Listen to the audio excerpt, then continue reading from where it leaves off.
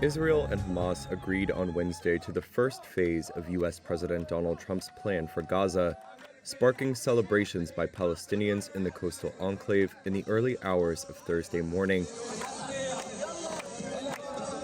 The agreement, reached through indirect talks in Egypt, comes just a day after the second anniversary of Hamas militants' cross-border attack that triggered Israel's devastating assault on Gaza.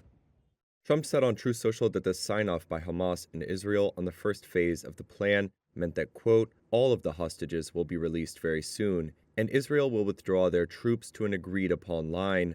Hamas confirmed it had reached an agreement to end the war, saying the deal includes an Israeli withdrawal from the enclave and a hostage prisoner exchange. Israeli officials believe that of the 48 hostages held by Hamas, 20 are still alive.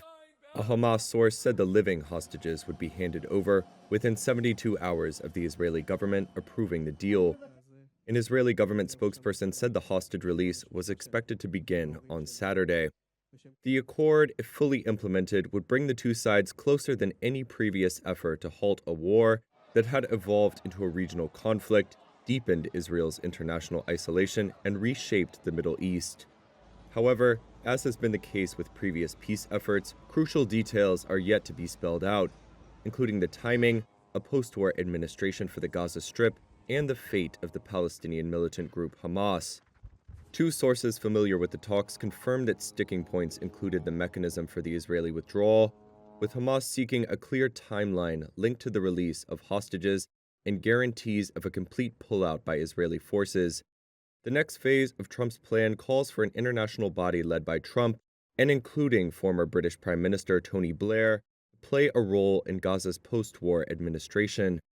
Arab countries which back the plan say it must lead to eventual independence for a Palestinian state, which Israeli Prime Minister Benjamin Netanyahu says will never happen. Hamas has said it would relinquish Gaza governance only to a Palestinian technocrat government supervised by the Palestinian Authority and backed by Arab and Muslim countries. It rejects any role for Blair or foreign rule of Gaza. Hamas has also so far refused to discuss Israel's demand that Hamas give up its arms. A Palestinian source close to the talks said Hamas would reject that demand as long as Israeli troops occupy Palestinian land. Earlier on Wednesday, Trump said that he may travel to Egypt this weekend, possibly leaving as soon as Saturday.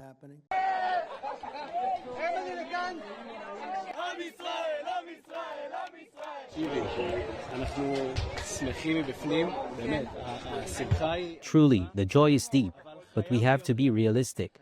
We have to be realistic until they get into the Red Cross vehicle and truly meet the idea of soldiers. Until that moment, we must pray, cry out to the gates of heaven. Truly, do everything with God's help, with God's help, with God's help. Still, this holiday, we will dance with Alon, with Elkanah, and with all our brothers with God's help.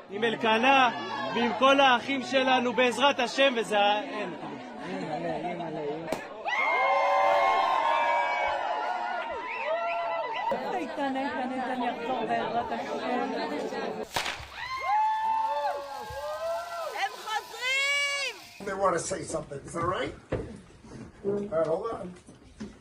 President Trump, you have the best crowd in the world. What do you guys have to say to President Trump? Thank you. Thank you.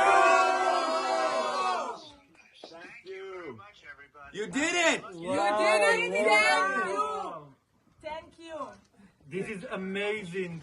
Mr. President, we believe in you. We know you've done so much for us over the past, since you became a president, and even before that. And we trust you fulfill the mission until every hostage, every 48 of the hostages are home. Thank you so much. Blessed be the peacemakers. God bless you, Mr. President. God bless America. Thank you very much. You just take care of yourselves. The hostages will come back. They're all coming back on Monday. All.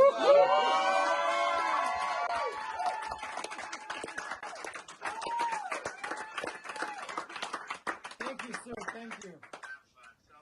Bye.